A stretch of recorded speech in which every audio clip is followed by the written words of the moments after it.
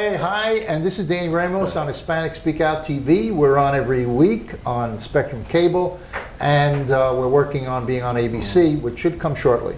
I'm here with Pastor Barton, and what we do is we have good conversations about issues in the minority community. So today we're going to talk about what? What do you want to talk about?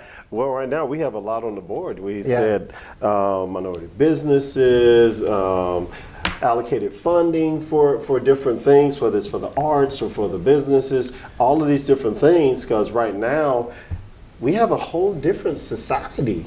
And it's changed radically. It's changed, and a lot of businesses are no longer in business. A lot of people were doing things. And you remember we were talking just the other week about how many businesses in the state of Florida are no longer there. It's amazing. And you know, according to the Florida Chamber of Commerce, they did a survey, and we mentioned this before, but it's good to mention it on every show because this is a very important statistic. They did a survey, and out of the survey, 30 small businesses, and out of that survey, 30% of those small businesses went out of business permanently. Permanently. Now, when you take into consideration that small business represents 60% of the employed people of Florida, not Central Florida, but 60%. Florida. Yeah. Small business employs 60%. Everybody thinks it's Disney, it's these theme parks, or it's these big corporations like Burger King. No. Small businesses, which is individually owned businesses, comprise 60% of the employed people. Owners, small, small franchises and just local mom and pops. So now you get 30% of those businesses are out. So how many people does that represent that are on unemployment? Wow. It's simply amazing. And you want to know something? Nobody's paying attention because it's being covered up by COVID. Now this is a result of COVID, right? Right. So they addressed the issue for COVID because COVID is an umbrella subject. You know, everybody is afraid of COVID. But when you talk about small business, you're not talking about everybody. You're talking about a group of people that are entrepreneurial. Yes. So they don't focus in on that. And you want to know something? Neither does government. Government has not been focusing, at least local government has not been focusing on small business. I mean, like, come on. Now, this is one of my little pet peeves about this whole thing, okay? Now, everybody once we heard all this stuff about COVID, everyone was saying, okay, government help through the stimulus packages and all that, and loans, right? You got all these loans and stuff. Isn't it funny? And this always bothered me about it, that regular everyday people had to shut down their ability to gain and stay home. They couldn't work, they couldn't run their businesses. Banks never shut down that money feature. It always kept on running. The integral parts always kept on running, and actually the disparity or the separation between the have and the have not increased dramatically during COVID. Actually, you could change it from being the COVID to the separation, the great separation. How many people had to use up their savings last year just to make it, and then all the politics behind keeping it going as long as they did? I mean, people should be up in arms, and I'm going to say this plainly, over the use of weaponizing a plague for all practical purposes. You know, you could call it pandemic, whatever your choice, but it was weaponized, whether it was intentionally done by a foreign power or it was accidentally released by a foreign power. That thing came in and then was politically weaponized, but you impoverished people. There are so many people on the streets and stuff right now. And then watch this, you set back the education of our youth. Well, I can tell you this. My grandson, a little over a week ago, 10 days ago, contracted COVID in the first grade. Gotcha. From his first grade class. Okay. So it was identified that one of those children got COVID from his parents. He went to school, okay, and gave it. And my grandson was about 2 desks or 3 desks away from him. And my grandson, who is going to be 7, he tested positive for COVID. So now everybody had to shut down for 2 weeks inside their homes. So this whole thing before, when they were saying the schools are safe, okay, they're safe for the people who don't get it. But as soon as you see and know personally people that have gotten it, I have a friend whose mother died over the holidays of COVID. So there is a manipulation going on politically of the situation in order to enhance political positions. There's no question about that. I just as a sidebar, there's 2 million, I think the number was 2,400,000 people have died of COVID worldwide. Yeah, Okay. and that's a fluff number, but yeah, go ahead. Okay, Yeah. well, okay. So I was curious the other night, and I wanted to know how many people die of starvation in the world, which nobody does anything about. Over 10 million people die of starvation in the world every year. Wow. Going back years and years Wow. and years and years. Wow. And nobody does anything about starvation of people in poor countries because it's not politically expedient. It's almost like a solution, you know, if we let them die, then, you know, we don't have to do anything with them. You know what I mean? One thing has always bothered me too is like when you look and you see, and this is a political think. This is a think. How many people have thought that this world has been overpopulated, overused, and we're going to run out of resources? When you look at this, the concept of humans dying is not a big deal to this group because they figure we're all overpopulated and we're destroying the world. This is one of those things also that gets me at times when we're dealing with this here. It's like, okay, if you've chosen to believe this here line of think, right? Who gets to decide whose life is not worth living? Who gets to decide who gets to stay? Normally it's the persons in power. Absolutely. Normally it's the person, because you're not going to pick yourself, Yeah. because we all need you. I know they're at a point right now in medicine of, and I know there's a hospital in Tampa that will, it's obvious. I mean, they reject, they'll take a heart transplant for a person that's 40 to 50 over a person that's 50 to 60.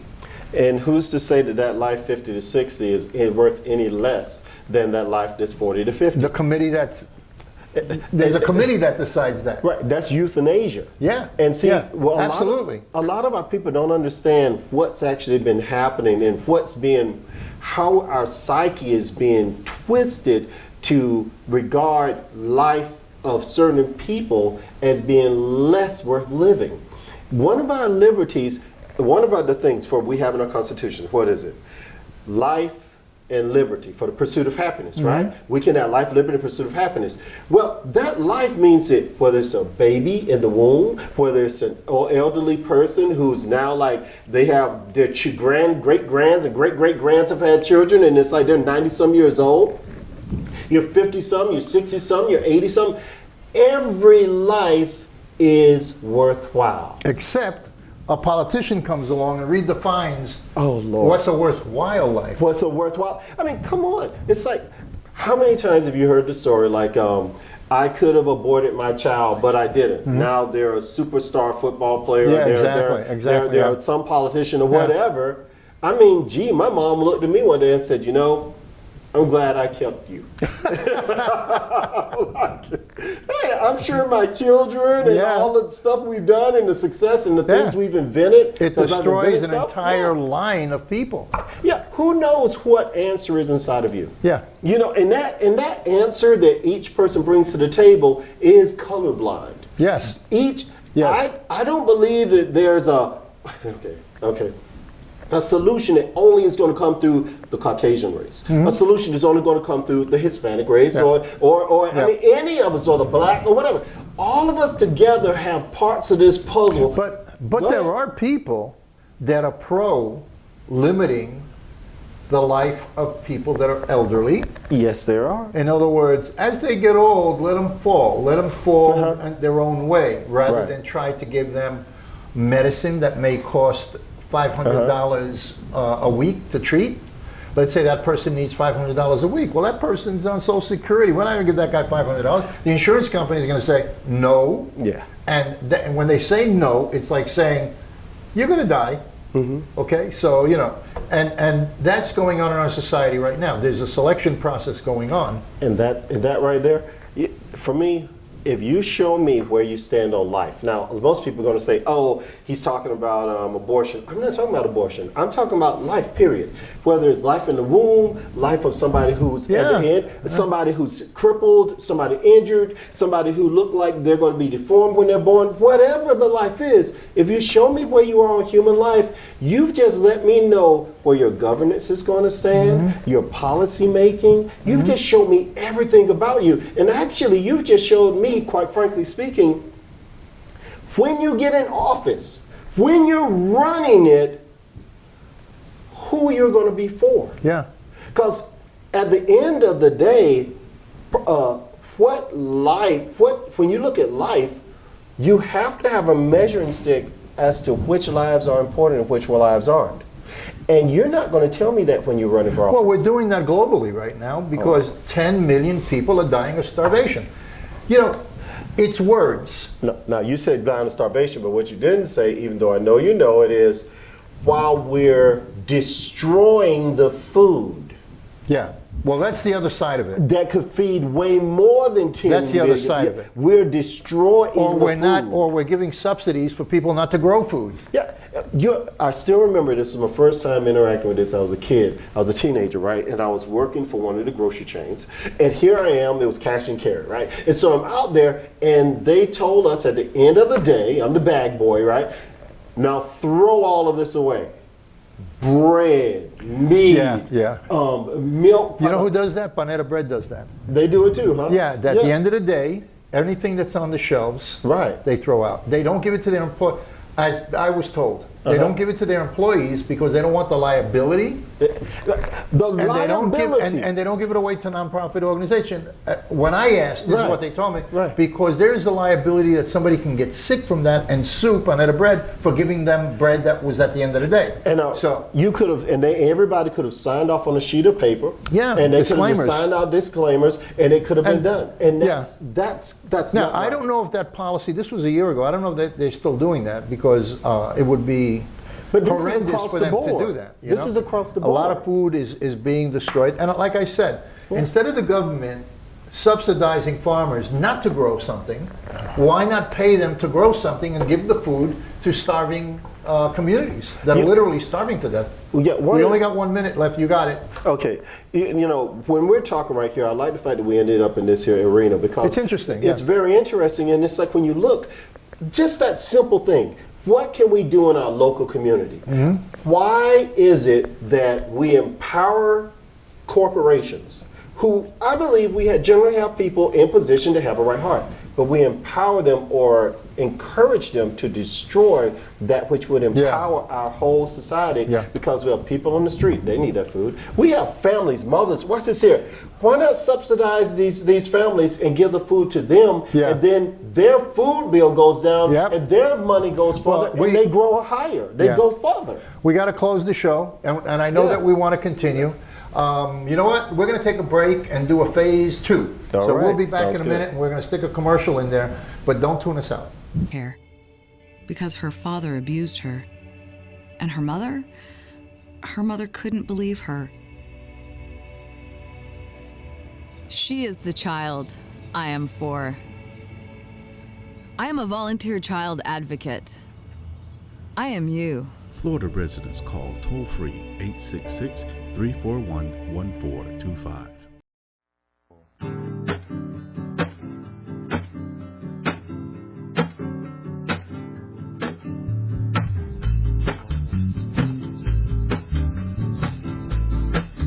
Hi, my name is Leticia Miller and I'm your Latina Role Model TV host. And I'm looking for Latina role models. It could be you, it could be your friend, it could be your coworker, it could be your neighbor. So if you know anyone, please reach out so we can make that connection. Hi, this is Danny Ramos and we're continuing the conversation with Pastor Barton. And we're talking about things that are happening in our local communities as a result of massive closings of small business. Again, to repeat. A survey by the Florida Department of Commerce, they said that 30% of the small businesses that they have on their lists have gone out of business in the state of Florida, completely permanently out of business. Just wow. And small businesses are the major employer of people in the state of Florida. It's not the theme parks and major corporations. Small businesses employ 60% of all of the people employed in the state of Florida. So we said that in the first part, and let's continue the game here.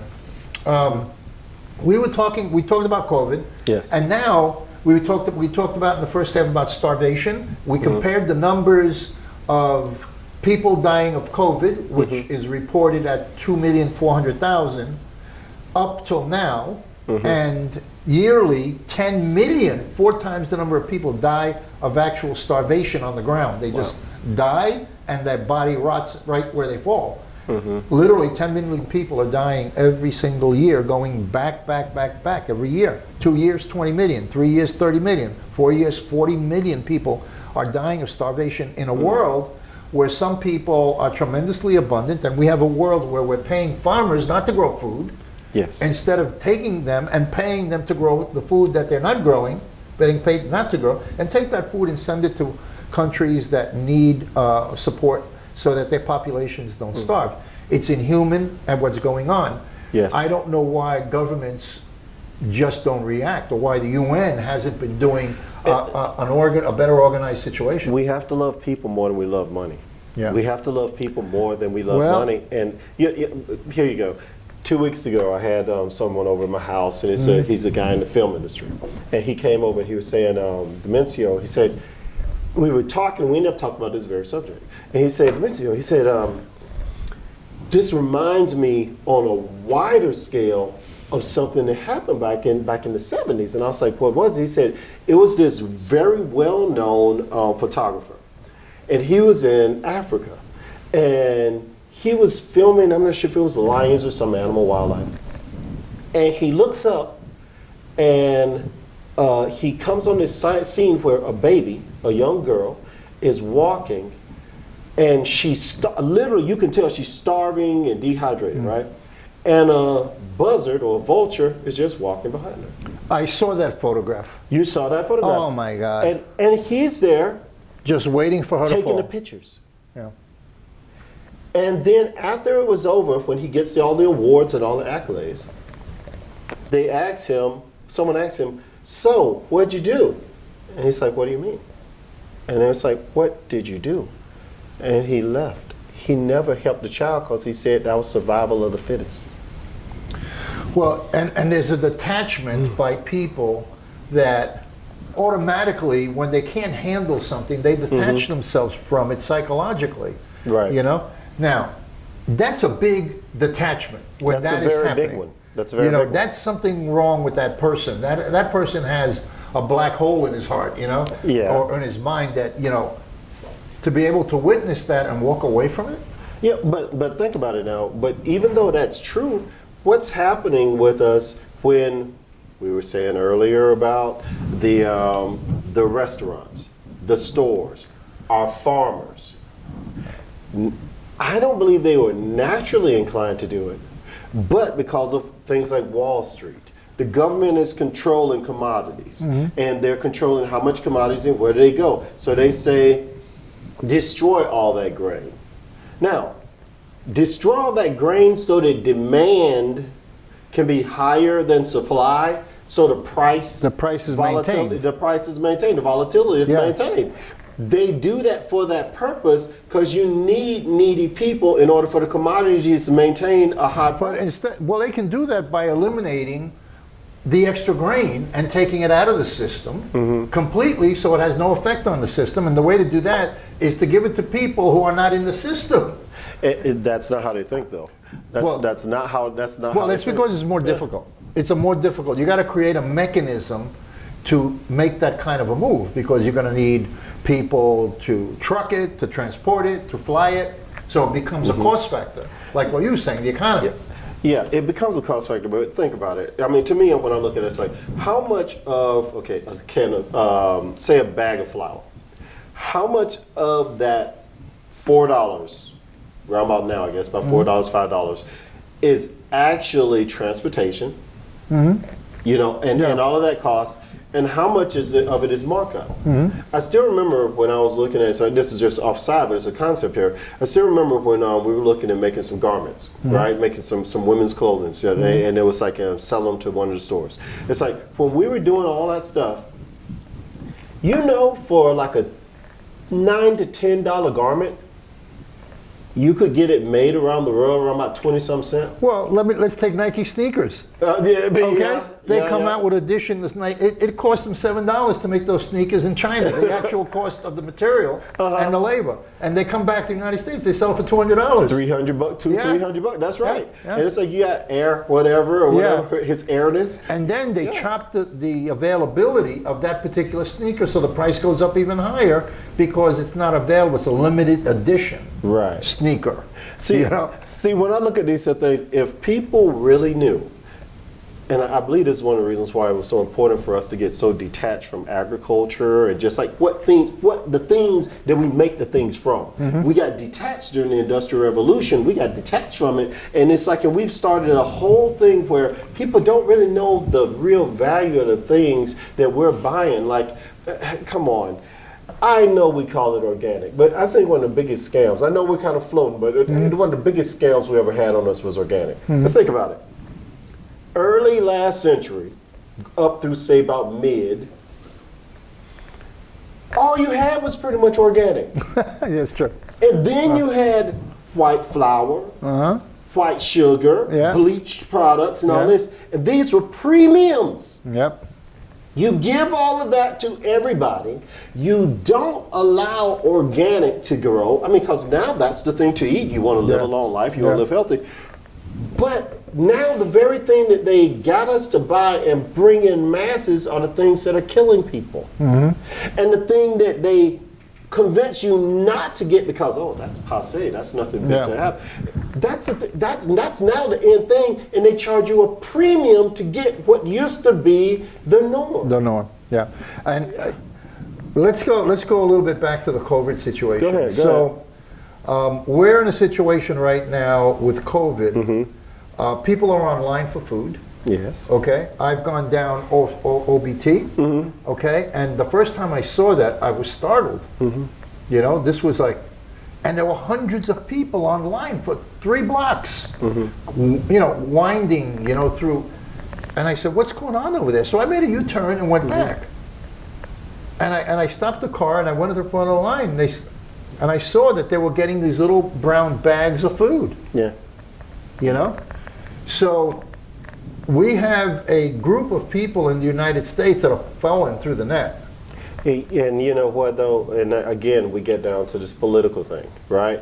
And you look and it's like you say party this and party that. Okay, I know there are different things to parties do, but let's get down to the nuts and bolts of this. What are your policies and how are they affecting the everyday man? Okay, COVID. When you have more deaths occurring because of the policies you use to combat COVID than from the disease itself, something is wrong with your governance. Well, nobody really knows. Look, go ahead. It's like taking a guy and putting him into an environment and telling him, because they're government employees that works on a spoil system. These guys never dealt with something that out of the norm. You go to work from 9 o'clock, you leave at 5. You shuffle some papers, you make phone calls, and it's done. But this is different. They've had to retool the entire mentality of a lot of people. And what I think is really a point that we can discuss in the next show is that we now have a group of our society that's fallen through the net, and another group of our society that it's business as always in the way it was. See, one more time. When you look at this here, we got 2 minutes, Jess? 2 minutes. When you look and you see how this here worked though, but it wasn't as many people through the nets when this time last year. This time last year, you had people who thought they had finally been caught and they had some firm ground underneath them in January going into February when the whole COVID scare happened. And personally, I believe we had some overreaction. And I believe it was overreaction due to political fallout. That's my own personal take, because if you have a disease And I really believe that even though it was something that was manufactured, it was real, right? I believe personally that when you look at this thing, the overreaction in shutting down impoverished our people. And because you impoverish people, forget poverty will kill way more people than any disease ever could. Yeah, yeah. We still have, we only have about a minute left, Yeah, so go I'm going ahead. to close. Yeah. The problem that we're facing is a lack of knowledge and a lack of people who really have the knowledge to know what's going on. Because we are administering, a perfect example, we're administering on a mass level millions of doses of a medicine that's been never tried.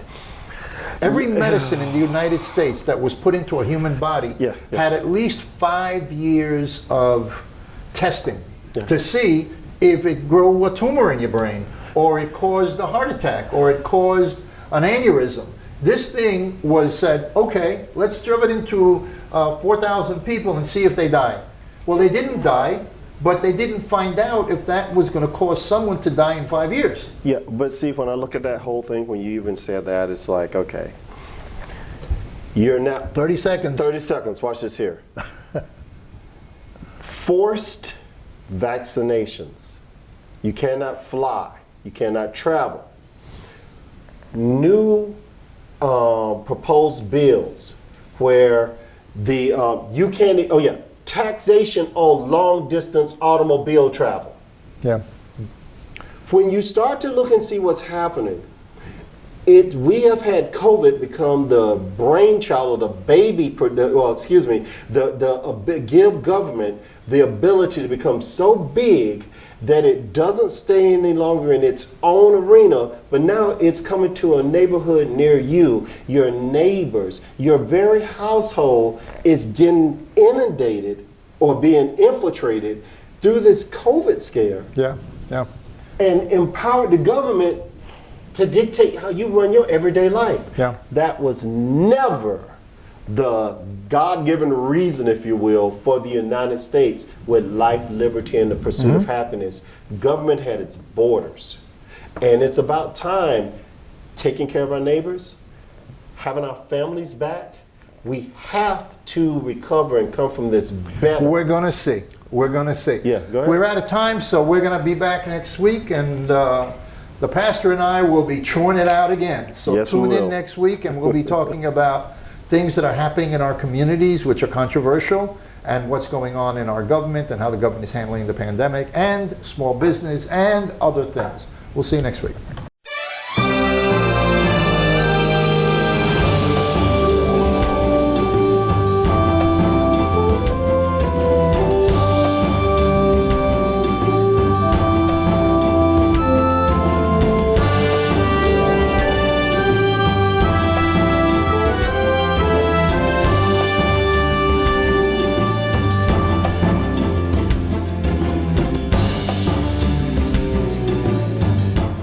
Single year because she's in foster care, because her father abused her, and her mother couldn't believe her.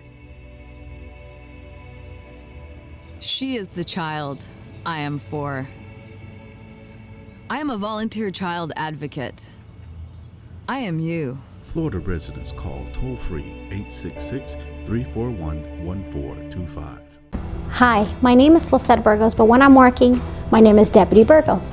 I work for the Crime Prevention Unit, and I wanted to let you know that we're here to serve and protect you. But we also wanted you to know that we're human just like you. We feel, we laugh, we enjoy life just like you, and we want to make sure that we also go home to our families at the end of the day.